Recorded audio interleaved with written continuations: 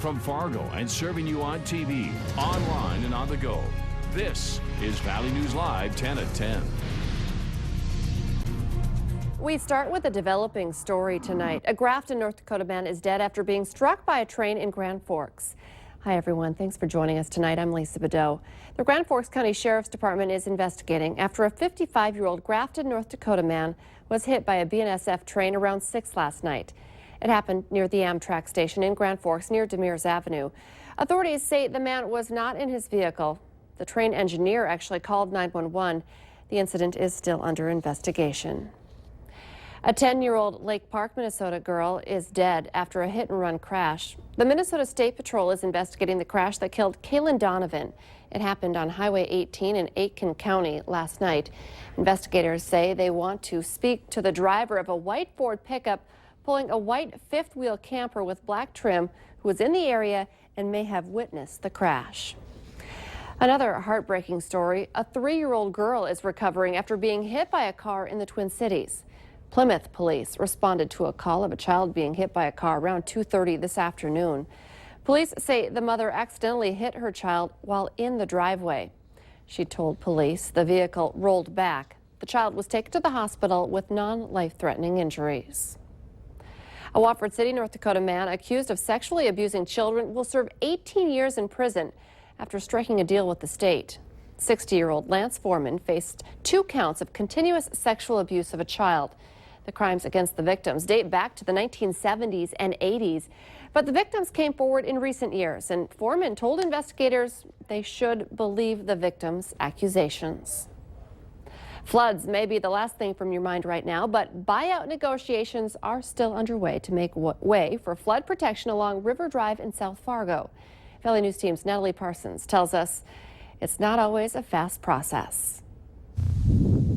3714 River Drive is the main piece of property in the process of negotiation with the city of Fargo.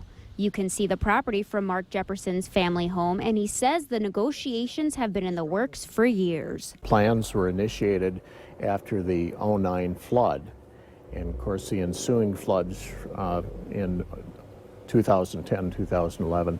The city told people living in the area if their plans were executed, it would impact the flood zones and flood insurance. That seems to be up in the air yet. So, but just the fact that we would have the extra protection is comforting. Homes being negotiated involve areas where the city would like to put dikes.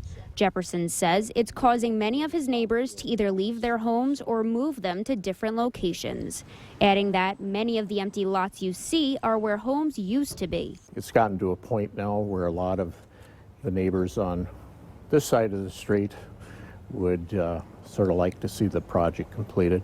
In Fargo, Natalie Parsons, Valley News Live. The Fargo City Commission is having an executive session on Monday to discuss the negotiations between the city and the property owners of many of those homes. The loss of a child can be unbearable, but a local family is using its loss to raise awareness. Jason and Tandy Pratt started the Mary Alice and Friends 5K run to support efforts to prevent stillbirth and give families a chance to honor their stillborn and miscarried children. The event gave families a chance to open up about their loss with people who know what they went through. It's an important activity. It helps with their journey through grief. You know, it's a journey that's kind of always there. It's a part of your life. 150 people came out to join families across the valley to raise money and spread information about a topic that they say more people need to be aware of. The money raised goes towards the Star Legacy Foundation, which helps spread the word about stillbirth. Bikers of all skills were showing off their tricks at Dyke West in downtown Fargo today for the BMX Jam. Bikes made big jumps, leaps, and twirls all around the course.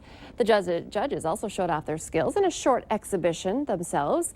Prizes were given to the winners in each division for the best trick. Divisions included beginner, intermediate, and advanced. It's all about having fun. That's all we care about. This is you don't have a coach teaching you anything. You're pretty much all on your own. Your friends help you learn. You guys kind of come together and push each other. You're there for each other, and that's what this sport's about. If you missed today's jam, don't worry. The Fargo Park District says there will be several more events at the skate park this summer, including Skateboarding Day on June 21st, Summer Grind on July 15th, and BMX Jam on August 20th with local BMX judges.